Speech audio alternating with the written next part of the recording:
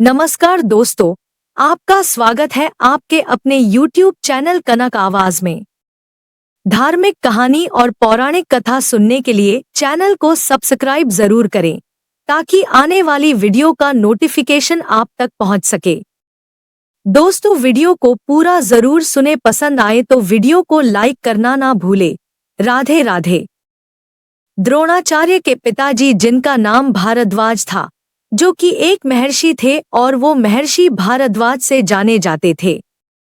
जैसा कि आप जानते हैं कि पहले के समय के व्यक्ति, नर और नारी दोनों ही नदी के किनारे जाकर ही स्नान किया करते थे।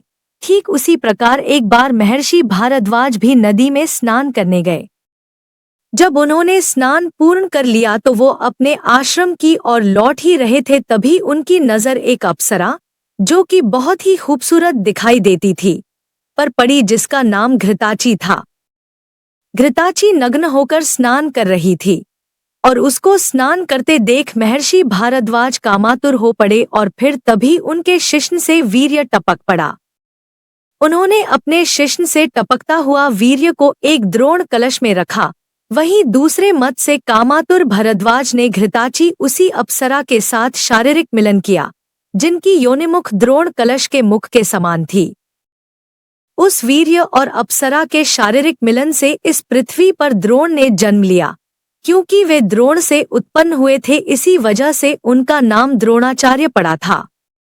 अब जब महर्षि भारद्वाज, जो कि द्रोणाचार्य ने पिता होने के साथ एक महर्षि भी थे, तो जाहिर सी बात है कि वे एक आश्रम में ही रहते थे, क्योंकि उस समय सिर्फ राजपूत ही राजा हुआ करते थे और उन्हीं के पास बहुत ज्यादा जमीन हुआ करती थी। वहीं ब्राह्मण जाति के लोग आश्रम में रहते थे एवं साधु सन्यासी के रूप में एक जगह से दूसरी जगह भ्रमण किया करते थे और भिक्षा प्राप्ति किया करते थे। तो वही पिता द्रोणाचार्य अपने पिता महर्षि भारद्वाज जी के साथ उसी आश्रम में रहते हुए उन्होंने चारों वेदों तथा अस्त्र शस्त्रों का ज्ञान प्राप्त किया था।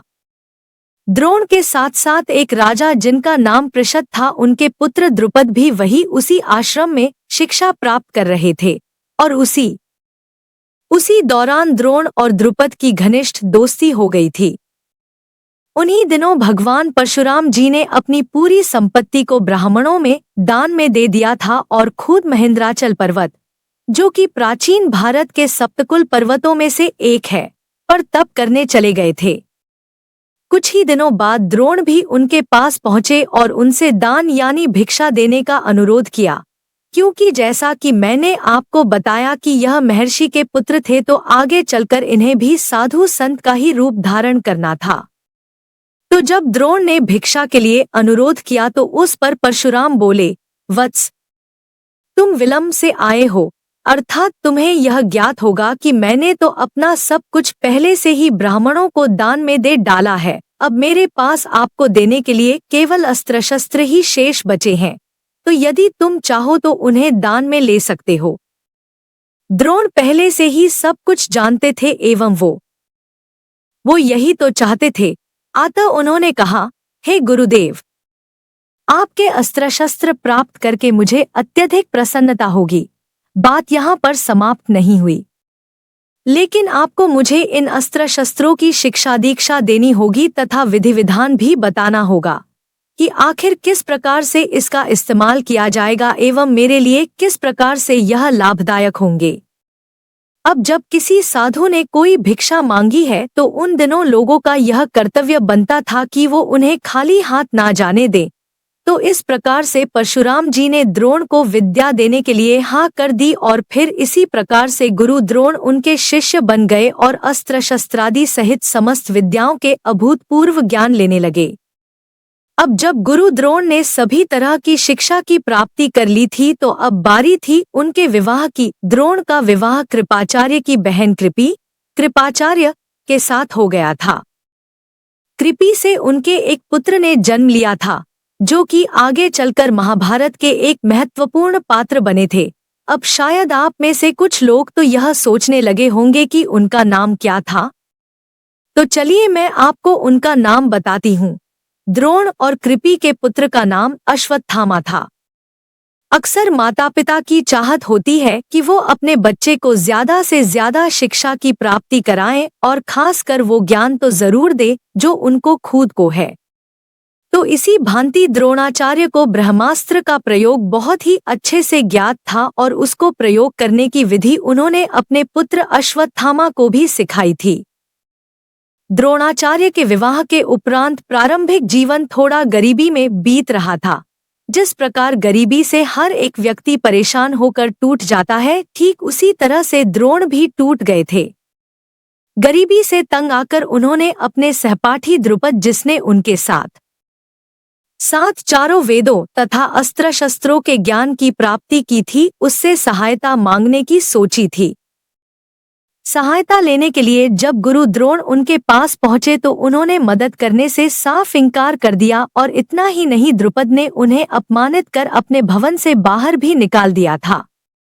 कई बार हमारी जिंदगी में हम कई ऐसे परिस्थितियों का सामना करते हैं कि जिनसे हमें जिंदगी भर के लिए एक सीख मिल जाती है। उसके साथ ही हम सोच लेते हैं कि इस बात का जवाब इन्हें हम समय आने पर देंगे। ठीक उसी तरह से दोस्त के ओर से ठुकरा दिए जाने के बाद द्रोण ने अपने साथ हुए उस अपमान के लिए बदला लेने की भीषण प्रतिज्ञा ले ली थी और वहां से निकल गए थे। दोस्तों, जरा सोचिए, एक तरह यह भी दो दोस्तों की कहानी है और दूसरी और भगवान श्री कृष्ण एवं सुदामा की दोस्ती की कहानी भी आपने कई बार सुनी होगी। सोचिए किस किस प्रकार के प्राणी इस पृथ्वी पर उपस्थित थे एवं आज भी है और हमेशा रहेगा, क्योंकि वैसे लोगों का होना भी इस पृथ्वी पर जरूरी है, तभी तो समाज का निर्माण होता है। प्रतिज्ञा लेने के बाद जब द्रोण वहां अपने दोस्त द्रुपद के महल से बाहर आए तो उनके साथ क्या हुआ था। कुछ समय पश्चात एक बार गुरु द्रोण वन में भ्रमण कर रहे थे और कहीं जा रहे थे, तभी उनकी नजर कुछ बच्चों पर पड़ी जो कि एक कुएं के चारों ओर खड़े होकर कुएं में ध्यान से देख रहे थे। जब वे उन बच्चों के समीप गए तो उन्होंने पाया कि उन बच्चों की गेंद खेलते खेलते गलती से कुएं में गिर गई है और अब वे उसको निकालने के प्रयास में जुटे हुए हैं। वह देख द्रोणाचार्य ने अपनी धनुर्विद्या का इस्तेमाल और उसकी कुशलता से उस गेंद को कुएं से बाहर निकाल दिया। गेंद पाने के उपरांत बच्चे बहुत खुश हो गए। दोस्तों, अब मैं आपको बता दूं कि वो बच्चे कोई आम बच्चे नहीं थे, वे महाभारत के चर्चित पात्र पांडव एवं कौरव थे, जो अपने भीष्म पितामह के साथ वन भ्रमण पर उस समय वहां उपस्थित थे। द्रोण के उस अद्भुत प्रयोग के विषय में तथा उनके समस्त विषयों में प्रकांड पंडित होने के विषय में ज्ञात होने पर भीष्म पितामह ने उन्हें राजकुमारों के उच्च शिक्षा के नियुक्त कर राजाश्रय हस्तिनापुर में ले लिया और फिर उनके नाम के साथ आचार्य शब्द भी जुड़ गया और उनका नाम द्रोणाचार्य पड़ गया।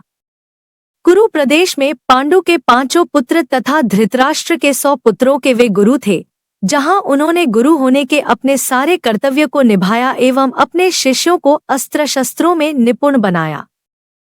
पांडवों और कौरवों के अलावा गुरु द्रोणाचार्य के अन्य शिष्यों में एकलव्य का नाम उल्लेखनीय है, क्योंकि कौरवों और पांडवों ने द्रोणाचार्य के आश्रम में ही अस्त्रों और शस्त्रों की शिक्षा पाई थी।